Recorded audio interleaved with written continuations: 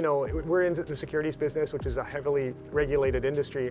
And one of the exciting things for us is to be able to work with countries and jurisdictions that see the value proposition of the technology, places like the AIFC, places like El Salvador, and are willing to work with us to look at how we can streamline capital markets.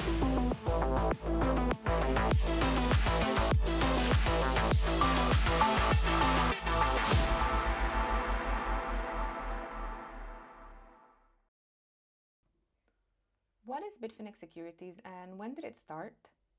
Bitfinex Securities, we're a security tokenization platform, so we're licensed and regulated to do both primary issuances and then support secondary market trading. We're licensed in 2 different jurisdictions. One of them is in Central Asia, in the Astana International Financial Center, and then we were the first global digital asset platform to be licensed in El Salvador as well. Back in 2017, tokenization was making a lot of noise.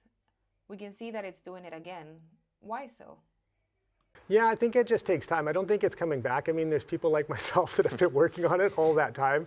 So I think there's 4 pieces of the puzzle that need to come together. There's, the technology, there's regulation, there's investable assets, and then there's investor access and distribution. And I think flash forward, from 2017 till now, it was probably very early in 2017, and it just takes time. And I think that we've ticked the boxes on most of those things. Some of them are still developing, but we've definitely come a long way from 2017. What would you say is the link between Bitcoin and tokenization? Yeah, I think definitely there's a degree of correlation there. So, all of the issuances that we've done so far and everything on our pipeline is on the Liquid network, which is a sidechain of Bitcoin. And there's a number of reasons why we like the Liquid network. Number one is regulatory clarity. So it's built on Bitcoin. Bitcoin's commonly recognized as a commodity. So that's very clear.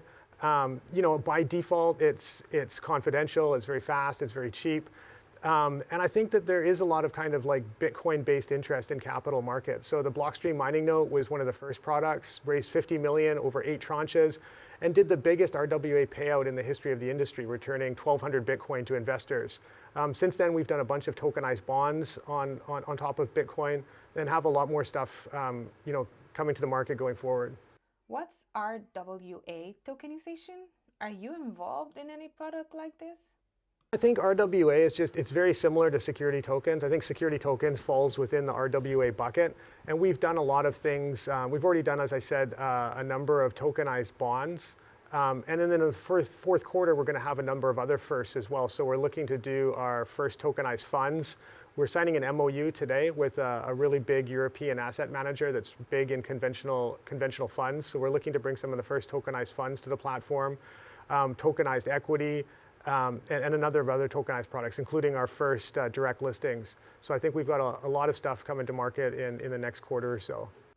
What are the main chains you are using for tokenization, and why did you pick them? Yeah, like I said, the main one we've used to date is the Liquid network, and I think it's really it's kind of tailor-made for financial applications. So as I said, it's cheap, it's fast, its default is to be confidential, and it's built on top of Bitcoin, so it has that regulatory clarity. You don't have to worry about it being issued on top of a protocol that may at some point be deemed an unregistered security. And then maybe most importantly is the whitelisting functionality. I think that's a really important thing for the sustainability of the industry.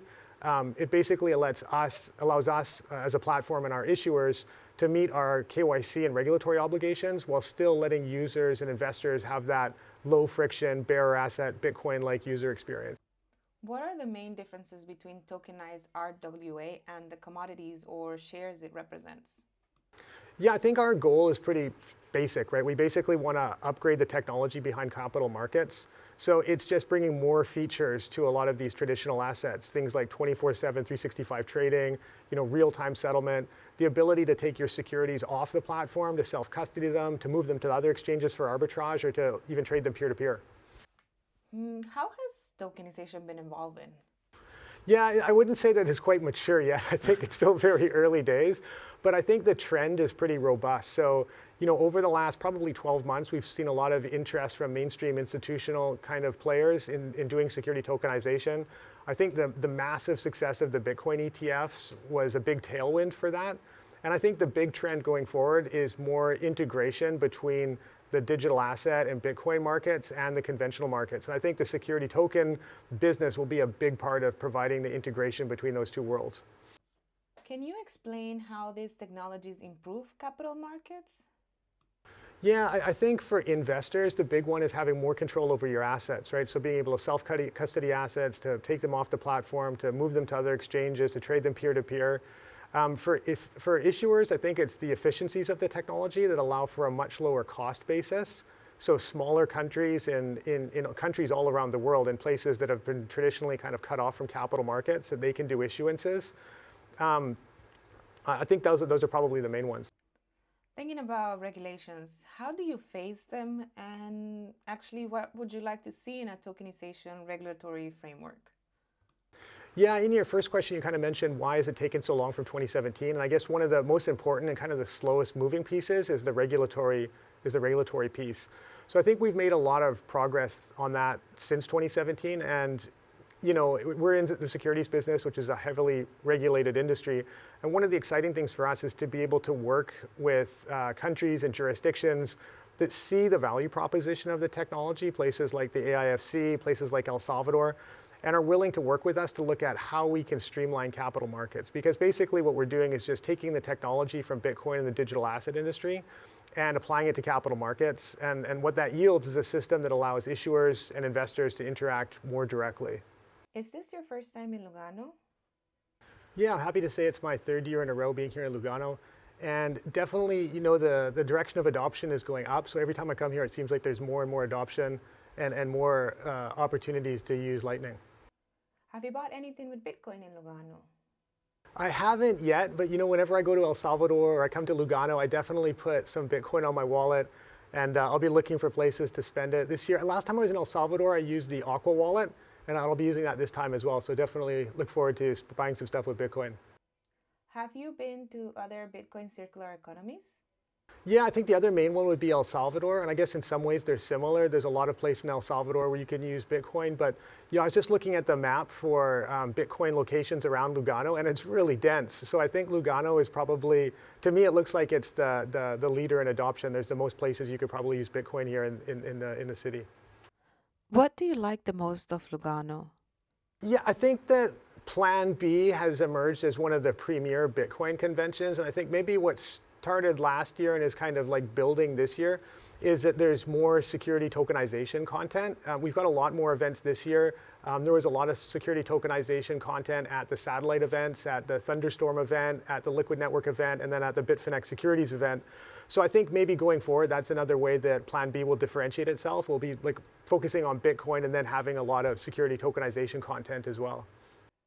What is your take on Tether's growth these past 10 years?